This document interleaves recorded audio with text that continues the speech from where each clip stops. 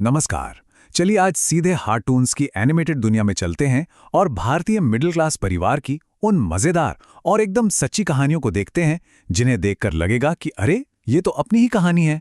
तो शुरू करते हैं। अच्छा, एक जॉइंट फैमिली की सुबह, मतलब टोटल केओस। हर किसी को अपनी जल्दी है और उस भागदौड़ में सोचिए, बाथरूम का खाली मल जाना, ये तो किसी लॉटरी लगने से कम नहीं है। जैसा हार्टोन्स कहते हैं, ये एक once in a life time opportunity है। और सच भी है, ये वो छोटी सी जीत होती है ना, जो पूरा दिन सेट कर देती है। तो हमारा पहला पड़ाव है बचत की कला। और ये सिर्फ पैसे बचाना नहीं है, ये एक पूरी की पूरी लाइफस्टाइल है। ये वो क्रिएटिविटी है जो जरूरत पड़ने पर किसी भी मिडिल क्लास परिवार को साइंटिस्ट से कम नहीं रहने देती। ये स्लाइड तो मिडिल क्लास जुगाड़ की एक शानदार मिसाल है। मैगी नहीं है, अरे कोई बात नहीं, सेवइयों से काम चला लेंगे। और एक पेंसिल से दो का काम लेना, ये तो जैसे अपना जन्मसिद्ध अधिकार था। रबर की जरूरत ही क्या है, जब बचपन का सबसे भरोसेमंद इरेजर तो अपना थूक ही हुआ करता था। और चाबी को जूते में छिपाना, ये सिर्फ पैसे बचाने का तरीका नहीं, ये तो हर हाल में काम चला लेने की एक कला है। और अब आता है वो सवाल जो शायद एक नेशनल मिस्ट्री है। एक टूथपेस्ट की ट्यूब आखिर कितने दिन तक चल सकती है? मतलब जब वो पूरी तरह पिचक चुकी हो, जब सब मान लें कि अब ये खत्म है, तब भी उसका भविष्य क्या है? जवाब है कम से कम 1 और साल। ये इंडियन मॉम्स की असली सुपर पावर का सबसे बड़ा सबूत है। वो एक खत्म हो चुकी ट्यूब से इतना पेस्ट निकाल सकती हैं कि पूछो मत। ये सच में बचत की कला का पीक लेवल है। तो बचत की कला से आगे बढ़ते हैं और अब चलते हैं उस दौर में जब हमारी सबसे बड़ी चिंताएं भी कितनी मासूम हुआ करती थी। हाँ, बचपन के वो यादगार संघर्ष। वो दिन जब दुनिया छोटी थी पर परेशानियां बहुत बड़ी और मजेदार लगती थी। हर भारतीय घर और स्कूल में एक रामबाण इलाज होता ही होता है। वो एक चीज जो हर बीमारी का पक्का हल है। सिर दर्द हो, पेट दर्द हो या बस स्कूल जाने का मन ना कर रहा हो, दवा सिर्फ एक ही होती थी। जी हाँ, बाम लगा लो। ये वो जादुई सलाह है जो बचपन में हर किसी को जरूर मिली होगी। स्कूल के टीचर से लेके घर के बड़ों तक हर किसी के पास हर समस्या का बस यही एक अचूक समाधान था। गर्मियों की छुट्टियों को लेकर सपने तो हमेशा बहुत ऊंचे होते थे। खूब मस्ती, खेलकूद, कोई रोक टोक नहीं। लेकिन असलियत, खासकर अगर कोई 10वीं में जाने वाला हो, तो असलियत थी ये खबर। गुड न्यूज़, कल से बोर्ड एग्जाम की स्पेशल ट्रेनिंग शुरू हो रही है। बस सारे सपने वहीं के वहीं टूट जाते थे।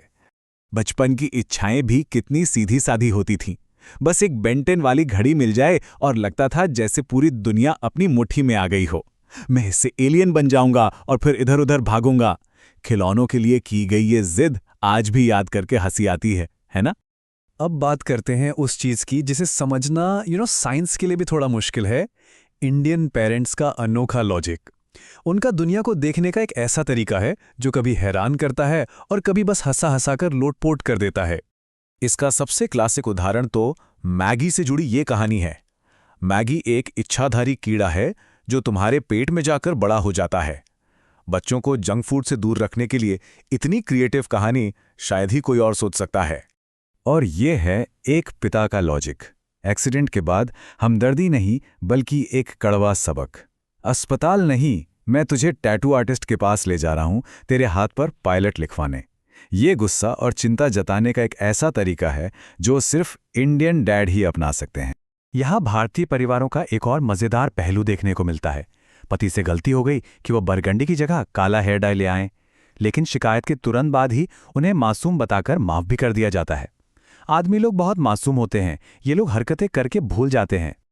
और अब आते हैं आखिरी पड़ाव पर, हर परिवार का रोज का ड्रामा। ये वो छोटे छोटे झगड़े और प्यारी नोकझोंक हैं जो असल में किसी भी घर को घर बनाते हैं। पारिवारिक लड़ाई जीतने की भी एक सीक्रेट स्ट्रैटेजी होती है। पहला कदम, बहस शुरू करो। दूसरा कदम, एकदम चुप्पी साध लो। और फिर आखिरी और सबसे खतरनाक हथियार, मतलब ब्रह्मास्त्र, खाना खाने से मना कर दो। ये वो दाव है जिसके आगे बड़े बड़ों को झुकना ही पड़ता है। और ये तो शानदार तरीके से दिखाता है कि जब पापा खाना बनाने का फैसला करते हैं तो आखिर होता क्या है। रात 9 बजे पूरे कॉन्फिडेंस के साथ ऐलान होता है, आज खाना मैं बनाऊंगा। किचन से आधे घंटे तक बर्तनों की आवाजें आती हैं और फिर रात 10 बजे सवाल आता है, चलो बताओ क्या ऑर्डर करें। और आखिर में खाना रात 12 बजे जाकर नसीब होता है। लड़ाई के दौरान ये डायलॉग तो बिल्कुल क्लासिक है। माँ गुस्से में हैं, वो खुद खाना नहीं खाएंगी, लेकिन उनकी चिंता परिवार के लिए जरा भी कम नहीं होती। मैं तो नहीं खा रही, पर अपने पापा के लिए खाना बना दो, उन्हें भूख लगी है, सुबह टिफिन भी नहीं मिला। इसमें गुस्सा भी है और उतनी ही परवाह भी।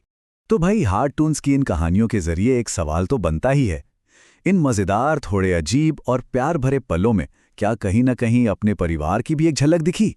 क्योंकि आखिर में ये छोटी छोटी बातें ही तो हैं जो हर परिवार को खास बनाती हैं। सोचने वाली बात है ना?